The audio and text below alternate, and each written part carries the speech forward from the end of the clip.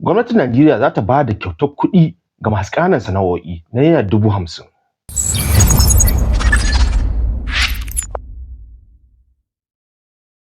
Assalamu alaikum wa rahmatullahi wa barakatuh. Kamar kullum suna Salim Salisu Dr. Salim Fatek, inda a bisa al'ada muka saba kawo muku bayanai na amfani da waya, kwamfuta da fasaha sadarwa ta zamani wato ICT. Idan yau ne ka fara ganin shiri na, kar ka manta a YouTube kake kallo na, ka danna mun subscribe sannan ka danna share domin yan uwa da abokan aiki su karu. Idan kuma a TikTok ne shi ma kar ka manta ka danna mun follow da like sannan ka danna share shi ma domin yan uwa da abokan aiki su karu, haka ma a Facebook. Jazakumullah. Ga duk wanda ya saba bibiya ta ya san cewa ina yawan magana akan irin wannan tallafin da za ka ga ana tallansa a social media. Inda na sha faɗa cewa mafi yawancin su ƙarya ne. A yau insha Allah na kawo muku wani albishir wanda tallafi ne wanda gwamnatin tarayya take shirin ba masu ƙananan sana'o'i na naira 50,000. Wanda wannan tallafin baya buƙatar sai ka rijista ko wani abu. Abin da yake buƙata personal account ɗinka da kuma shaidar cewa wannan kasuwancin da gaske kana yin sa. Ku biyo ni har su ƙarshen shirin nan domin akwai abin da zan faɗa mai matuƙar muhimmanci ta yadda mutane za su gujewa shiga kuma 'yan damfara ta dalilin wannan tallafin da gwamnati za ta bayar.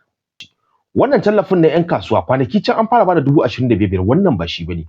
Wannan masu kasuwanci za a bawa, ba irin wancan CCT din bane wanda ake bawa kowa, wanda aka tabbatar cewa wanda ya sa'a ya samu ko kuma wanda suka taɓa wani applying.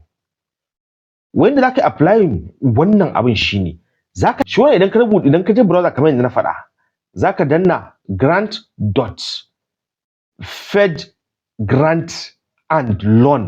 grant.fedgrantandloan.gov.ng. Ga masu bibiya ta na sha gaya muku cewa idan dai har gwamnatin tarayya za ta ba da wani tallafi ko wani abu, za ku ga link ɗin dole a ƙarshe yana da .gov.ng. So bayan ka rubuta wannan grant.fedgrantandloan.gov.ng ka rubuta slash apply. Kana dannawa zai kaka wannan pejin kamar da kuke gani a screen ɗina.